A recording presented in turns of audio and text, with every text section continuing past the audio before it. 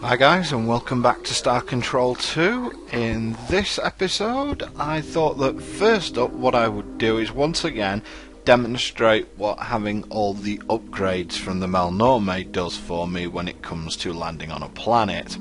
We've already seen what happens when I'm struck by lightning, etc., that I can now shrug it off. Well, it's time to look into the biological side of things. I'm here on the second moon of Gamma Tauri, and as you can see there are a lot of biological life forms on the planet, and some of them are pretty hostile. So first of all, the improved firing rate, yeah, that's really nice. Let's keep going, plus the improved speed, that's really good.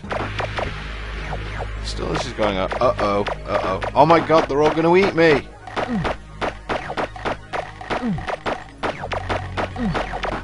Yeah, no they're not. Get in my belly! Anyway, I think that it's time that we troll the Ilwrath a bit. Listen! It is the hideous and inspiring voices of our gods, Dogar and Kazan. Oh, great gods of evil and darkness! What can your humble and devious servants do for you? From the chambers of pain, we hear your words, cruel and evil lords of darkness. And as your voice crackles out of the speaker boxes, it sends thrills across our carapaces. Our hairy quills all stand erect, and we pant and wheeze with holy fever. Oh, mighty gods, you are the definition of all that is evil and hideous in this universe. You are the inspiration for all cruelty, deception, and pain. For this, we thank you. Your will is our inspiration. What shall we do? Oh come on, like you wouldn't given this opportunity. We, the Ilwraths, bow and scrape off our appendages in your honor, mighty Dogar and Kazan. We can never receive sufficient direction from you, great masters. We eagerly await your next vile commandments. Farewell, Dogar and Kazan. We are awed by your malevolent presence, and swear unto you to commit even more violent, treacherous deeds tomorrow than we did today.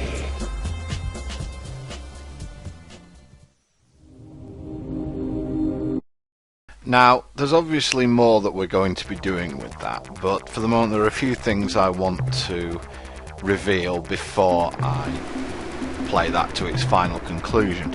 Obviously what we were doing was simulating what the Umgar did to them and impersonating their gods. So basically we have complete control over the Ilwrath now. At this point I am going to add on another Shiva furnace, and even though I'm a bit doubtful about this, a third Hellbore cannon just for the firepower. I will definitely need another Shiva furnace before I am fully kitted out. But I have expeditions to do first, and things to buy from the Melnorme. Look out! Boy, what a close call! Captain, why did you try to run down that Ilwrath vessel? You almost smashed it into flinders. What? You didn't see it? Surely you... Oh, never mind. Now, what can we do for you today? What would you like to sell, Captain? The 413 units of biological data we downloaded from your ship earn you 817 credits. What trade items would you like to buy today? How much fuel do you wish to purchase? Fuel transferred to your vessel. How wonderful, Captain. You may have noticed the presence of an increasingly large number of red probe vessels, which move with great speed and attack relentlessly. We are sorry to say that this is our catalog item 2418B. Do not blame us. We are not responsible for this violent folly. The product is not being used in a correct manner. Should you wish to confront the actual wrongdoers, we suggest you search the planets in Beta Corby for the probe's owners. I'll deal with you later. Not more than 50 years ago, the Druge were informed by the now extinct Bervixies race of a powerful alien nation called the Utwig. The Utwig, the Bervixies explained, were pleasant, sophisticated creatures, but they were also terminally depressed and often spoke about ending their lives by activating a super weapon, some kind of gigantic bomb, which they had found on one of their worlds. Zeta Hyades 6b, I think it was. The Druge recognized the description of the bomb as a precursor planetary tool, which indeed was an explosive device of unrivaled power, and they set out to make it their own. Though the revolting, criminal, insidious Druge rarely leave their sphere of influence, it encompasses Algol, Almagest, and the Persei stars. They made a special trip on this occasion to the Aquarii constellation, where they made contact with the Utwig. There is a device commonly known as the Ur-Quan. Is it now in your possession? Ah, I see. The Druge sold this device to the Utwig, explaining that it was a precursor personal magnifier, which would enrich the lives of their entire culture in too many ways to describe specifically. The Utwig, I am sorry to say, fell for the Druge's foul ruse and snapped up the Ur-Quan immediately. Fortunately for us all, the Utwig did not pay the Druge's requested price, the super bomb, and instead gave them a collection of historical oddments and genuine artifacts, which to this day the Druge are trying to unload on unwary buyers. The Utwig, who live in the Aquarii constellation, have grown very depressed of late. They accidentally broke the supposed Ur-Quan sold to them by the felonious Druge. As a consequence, they are morose and melancholic, and will probably be unwilling to help you fight the Ur-Quan.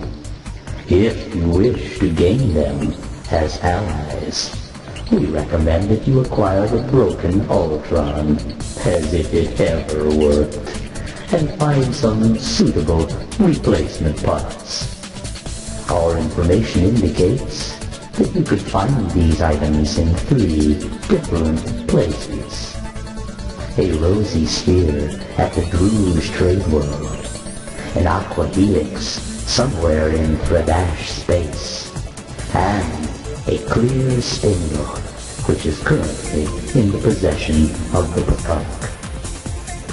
Captain, that was the last current event we have for sale. The Ilwrath are presently attacking the Pekunk in the Lakali and Kruger constellations. These beings have slavish devotion to their dark gods Dogar and Kazan, which in the past few years has been used against them by the Unga. If you need to manipulate the Ilwrath, we suggest you discover the Unga's technique and duplicate it.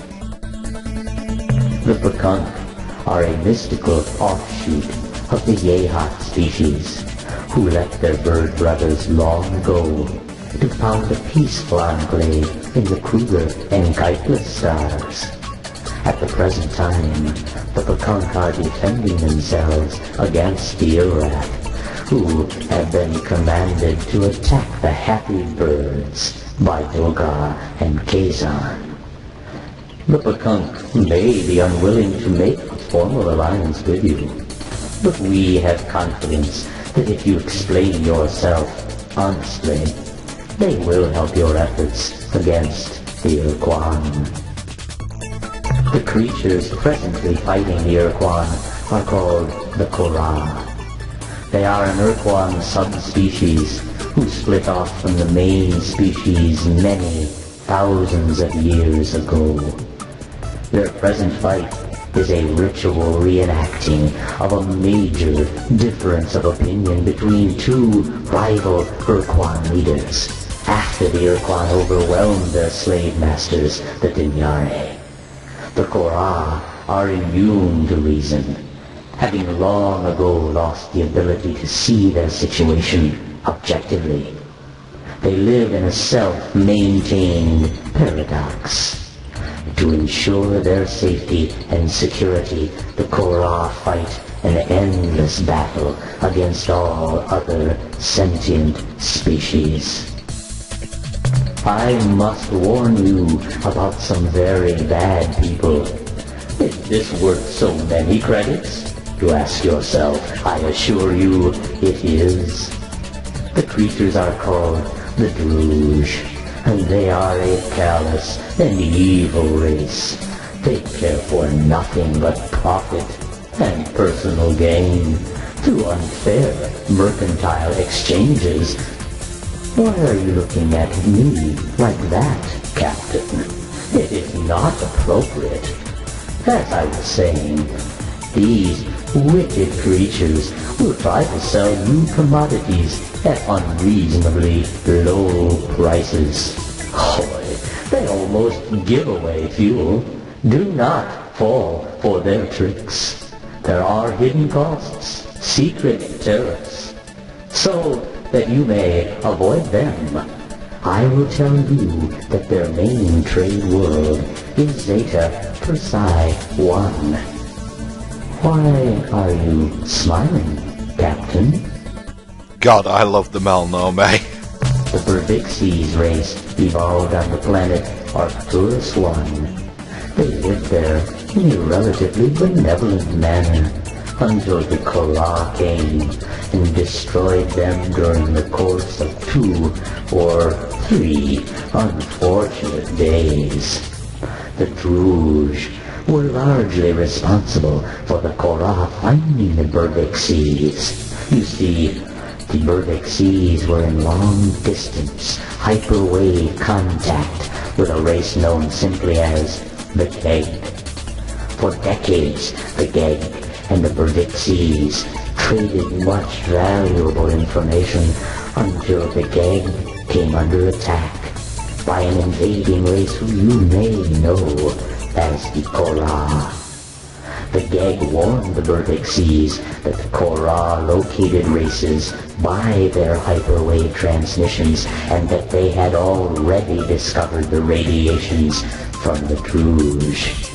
When the Berdixies were kind enough to warn the Druge that a hostile alien race was homing in on their hyperwave radiations, the Druge shut down all their transmitters and erected a powerful hyperwave beacon on the surface of the Berdixies moon. The Korah changed course, attacked the poor Berdixies, and sadly destroyed them all. The Tradash are an arrogant, stubborn, and thick-skinned species who reside in the Draconis and Apodus star systems. They have little or no respect for anything but force, which they admire greatly. To make the Tradash your friends, you should consider killing most, but not all of them. In addition, They guard some kind of sacred relic at the star system Zeta Draconis, though we do not know the true nature of this artifact. The Fladash homeworld is at Delta Draconis. And we'll be seeing them soon. After the war, the Chenjesku and the Melnorme chose to be slave-shielded on the Chenjesu's homeworld at Procyon. We suspect that they are melding their two species to form some kind of new hybrid race, a race which may well be powerful enough to destroy the Ur-Quan single-handedly. However, by our calculations, this process will take many decades, if not centuries. Should you wish to talk to them, we recommend you invest in a hyperwave broadcasting system, which is powerful enough to penetrate the shield around their world. It has been a pleasure dealing with you, Captain. We look forward to your next visit. Leaves us plenty to be getting on with. See you next time, guys.